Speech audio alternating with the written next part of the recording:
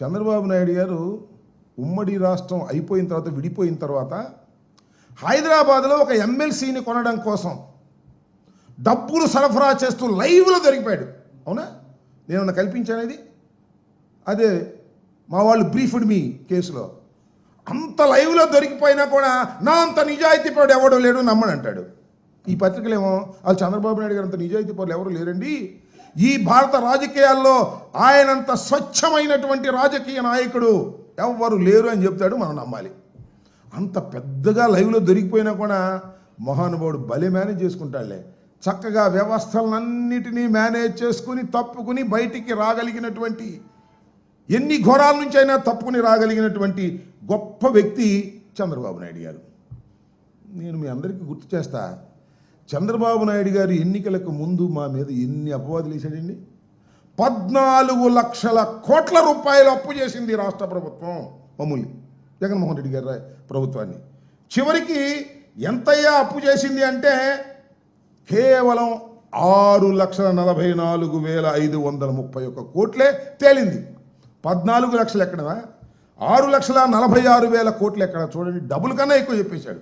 అబద్ధాలు చెప్పడంలో మొత్తం భారతదేశ రాజకీయాల్లో ఇంత గొప్ప వ్యక్తి మరొకరు లేరు అని చెప్పవలసినటువంటి అవసరం ఉంటుందని మనం చేస్తున్నాం. అంతేకాదు, ల్యాండ్ టైటిలింగ్ యాక్ట్ రాగానే రద్దు చేస్తామన్నాడు, రద్దు చేశాడు. కానీ దానిలో ఉన్న విషయాలన్నీ కూడా ఇవాళ మోస్తున్నటువంటి విషయం మీరు గుర్తు చేస్తూ ఉన్నాను. అంతేకాదు, ప్రభుత్వ భవనాలకు 4,000 కోట్లు ఖర్చు పెట్టింది ఈ ప్రభుత్వం అని మమ్మల్ని అన్నాడు. ఏం జరిగిందండి? 100 కోట్లు లెక్క చెప్పాడు మొన్న. అంతేకాదు, ఇంత అప్పులు చేసి ఈ రాష్ట్రాన్ని శ్రీలంకగా చేస్తున్నారు అన్నారు. వాళ్ళు చంద్రబాబు నాయుడు గారు వచ్చి అప్పటికి ఎంత చేశాడు?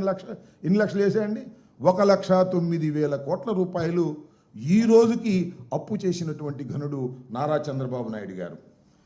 అసలు విశ్వసనీయత గురించి మాట్లాడే హక్కు నారా చంద్రబాబు నాయుడు గారికి లేదు అని ఈ సందర్భంగా నేను చెప్తూ ఉన్నా.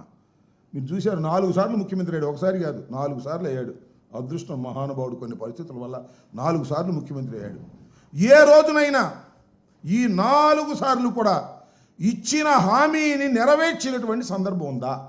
ఒక్కరోజు కూడా ఏదైతే మేనిఫెస్టోలో పెట్టాడో ఆ మేనిఫెస్టోలో పెట్టినటువంటి అంశాలను పూర్తిగా కానీ సగం కానీ పావు వంతు కానీ ఆచరించినటువంటి విశ్వాసఘాతకుడు నారా చంద్రబాబు నాయుడు గారు. ఇవాళ ఆయన ఇవన్నీ చెప్తా ఉన్నాడు. కక్ష సాధింపులు అసలు నా లక్ష్యమే కదండి.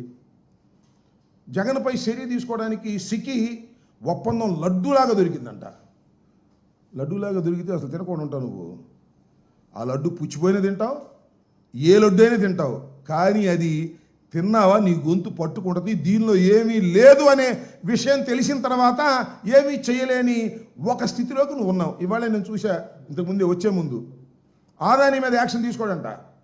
అక్కడ తేలితే కానీ ఇక్కడ తీల్చుకోనని చక్కగా తప్పుకున్నాడు. దానిలో ఏమీ లేదనే అంశం చాలా స్పష్టంగా అర్థమవుతా ఉన్నది ఈ రాష్ట్రంలో, దేశంలో, ప్రజానీకానికి అని మనం చేస్తున్నాం.